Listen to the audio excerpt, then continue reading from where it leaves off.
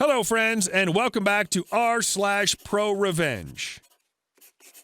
Today, we have one more set of great revenge stories. But before we start, if you're new here, don't forget to subscribe to the channel and turn on notifications so you don't miss a new video every single day. And our first story, Purple Porch Pirate. In July, my elderly neighbor had her grandson and pregnant girlfriend move in to help them out. She's a widowed lady in her 70s, babbles a lot, but sweet. I have a soft spot for her. Years ago, she cornered me as I was leaving to take my dog on a walk. My dog was unhappily pacing, waiting for the walk while we listened to her stories. He peed on her during the story. She's so senile she didn't notice. Just a few days later, I'm mowing my backyard and the grandson walks past my house carrying an Amazon envelope. Weird. An hour later, sweet little old lady comes over with the envelope her grandson had. This was in my landscaping. Totally forgot I'd ordered my kids the movie Leap. See, I'm a criminal defense attorney, probably the only one this lady knows. If I call the cops, my neighbor will try to hire me. It'll get weird.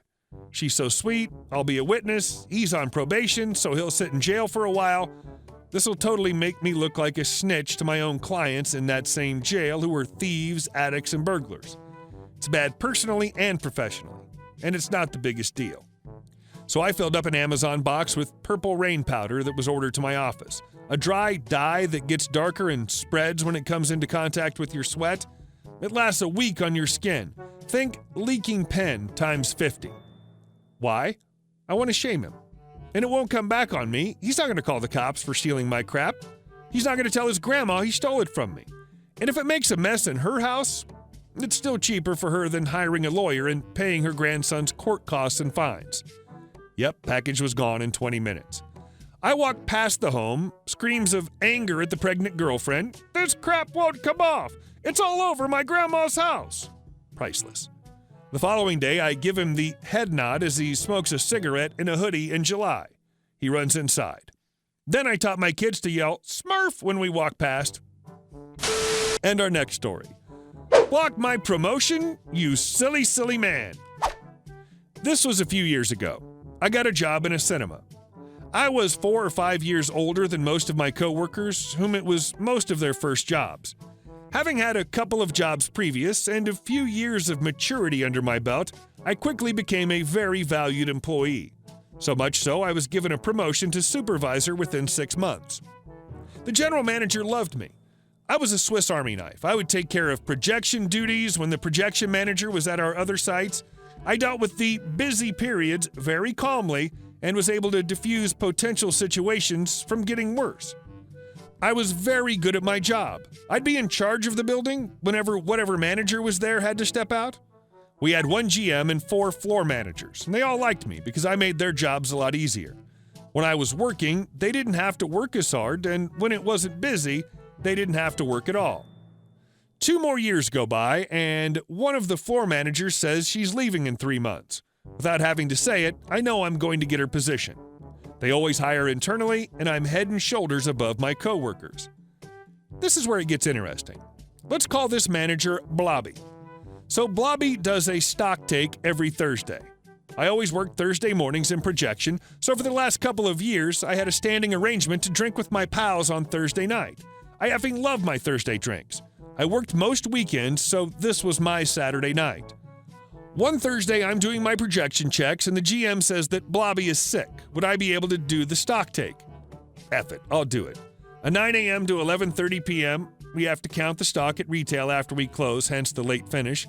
It's a horrible shift, but the brownie points are worth it. So next week comes along, and instead of doing my projection shift on Thursday, I'm in to do a stock shift. I asked the GM what's going on, and he said Blobby requested me in.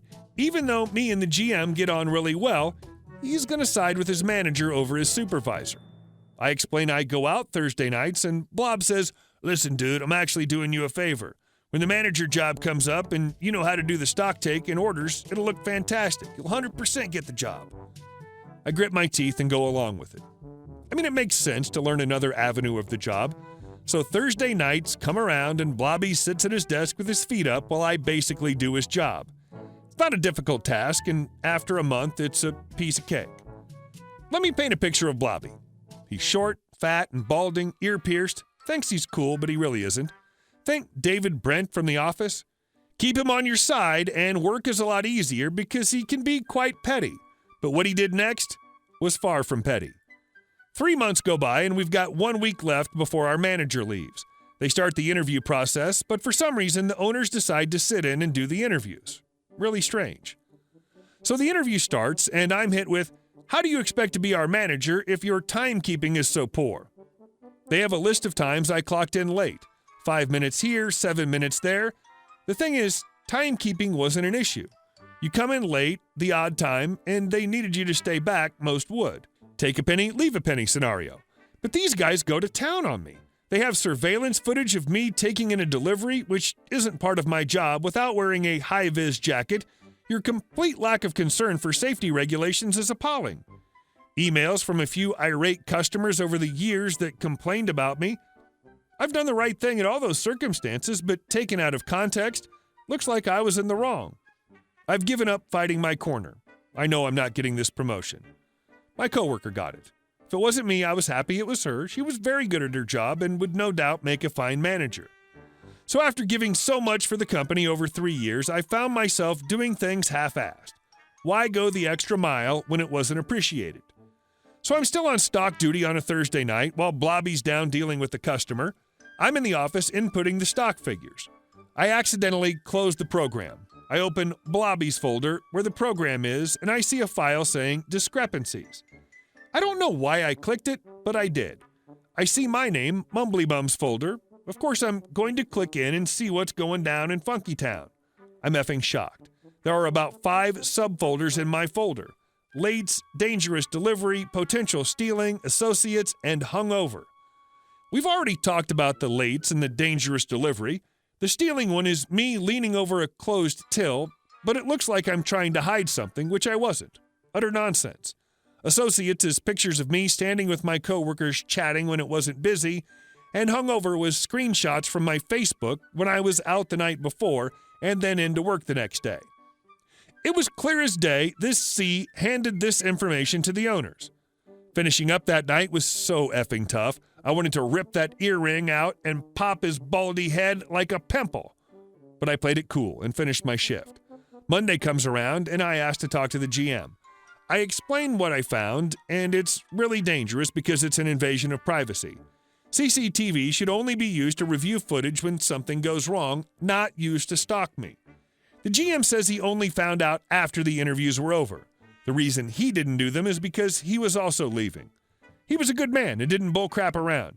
He said Blobby hated me. Didn't know why, but he was always bringing up issues with me. He then recommended me to get a new job because, more than likely, Blobby was going to be the new GM, and my life there would be unbearable if he got it. So I talked to my brother and sister, who were a lot smarter about what roads to go down. Filed a complaint. What's the point when owners used his dossier against me? Bring him to court? Too much hassle for very little payoff. If you're still reading, I applaud you. High five. This is where it gets fun. Blobby wants the GM position more than anything. He has a bit of competition, but he's the front runner. I could spend the next 2 months looking for work or be ambitious and try to bury this piece of crap. I choose the latter. So I'm drinking with my girlfriend one night, and we're joking around about how to get revenge. She scared me a little bit with her suggestions. Some tame ones like key his car and then a straight jump to burn his house down. If any authorities are watching, we were only joking. And just like that, Fat Boy signed his own death certificate. While I'm on the stock shift, he makes a passing remark. We have to start nailing this stock take down to the last popcorn kernel. The yearly stock take is in 6 weeks, and the owner's doing it, and she's a ball breaker. I know all about her. She ripped me to pieces in the interview. Don't worry, Blobby. Mumblybum is on the case. Those numbers will be perfect. And he goes for the Oscar with this line. You're a good worker. Effing travesty you didn't get the manager's job. But when I get the hot seat, you'll be made a manager as soon as a position comes up. No interview required. What a prick. I'm so good at the stock take that he doesn't even check my work. I'm making the orders and counting the stock, so over the next 6 weeks, I start to F crap up. I put the orders in on Wednesday for our Friday delivery. I normally eyeball it and see what movies are coming out. We always had a nice bit of stock on hand. Not too much, not too little. That's about to change. I start adding 25% to every order we get in. I show Blobby the dockets, and he signs them. Happy days. Then when I'm doing this stock, on the Thursday I put in that we ordered our usual amount. The system balances on the computer, but what we have in the stock rooms is a lot more. I do this for the next 4 weeks. I'm royally effed if he ever actually looked in the stock rooms. They're nearly exploding with product. Lucky for me, and unlucky for him, he's a lazy C. It's the last week before the ball breaker does the end-of-year stock take. I balance everything on the computer as usual. Before we call it a night, I tell him to check the pre-sales tomorrow. We're going to have a busy weekend, so I say to him, email our suppliers and get a bit extra. It'll all get used anyway, and we're looking perfect on the stock count. Granted, I've been adding 25% for the past month or so, but he goes ultra blobby and bangs out an emergency email to our suppliers asking could they double the standing order for tomorrow. Check effing mate. When I get home that night, I type up my resignation letter. I ask the GM, who has a couple of weeks left, if I can leave immediately due to unforeseen circumstances. He agrees because he's a good man and gives me his personal number and an amazing written reference, wishes me the best, and thanks me for all my hard work.